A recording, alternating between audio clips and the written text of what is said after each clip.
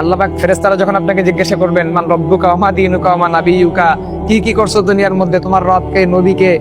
হাদিসের মধ্যে আসছে, সহিহ বুখারীর বর্ণনা এবং মিশকাতের হাদিসের মধ্যে আপনি পাবেন রাসূল সাল্লাল্লাহু আলাইহি ওয়াসাল্লামের একটা পিকচার দেখানো হবে মানুষদেরকে। এই পিকচার দেখিয়ে বলা হবে তুমি কি এই ব্যক্তিটাকে চিনো? দেখেন রাসূল সাল্লাল্লাহু আলাইহি ওয়াসাল্লামের পিকচার আপনি দেখতে পাচ্ছেন, রাসূলকে আপনি সরাসরি দেখতে পাচ্ছেন, এটা আপনার শুকরিয়া আদায় করা দরকার। কিন্তু আপনি তখন কি বলবেন যে না, লা আদরি, আমি এই ব্যক্তিটাকে চিনি না। রাসূলের পিকচার দেখানো হবে আর আপনি বলবেন যে আমি এই ব্যক্তিটাকে চিনি না। তাহলে যারা ইমানদার বান্দা তারা কিভাবে চিনবে? তারা তো রাসূল সাল্লাল্লাহু আলাইহি ওয়াসাল্লামকে দেখে নাই, তারা কিভাবে চিনবে? তারা চিনবে এজন্য কারণ তারা রাসূল সাল্লাল্লাহু আলাইহি ওয়াসাল্লামের প্রত্যেকটা সুন্নাহ, তার আদর্শ অনুযায়ী নিজের জীবনটাকে গড়েছিল।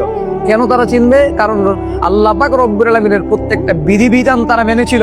এজন্য তারা রাসূল সাল্লাল্লাহু আলাইহি ওয়াসাল্লামের এই পিকচারটা দেখে চিনতে পারবে এবং বলবে এটাই হচ্ছে আমাদের শেষ নবী মুহাম্মদ সাল্লাল্লাহু আলাইহি ওয়াসাল্লাম, যিনি কিয়ামতের ময়দানে সমস্ত নবীরা বিপদের মধ্যে থাকলেও আমার নবী আমার জন্য সুপারিশ করবেন ইনশাআল্লাহ।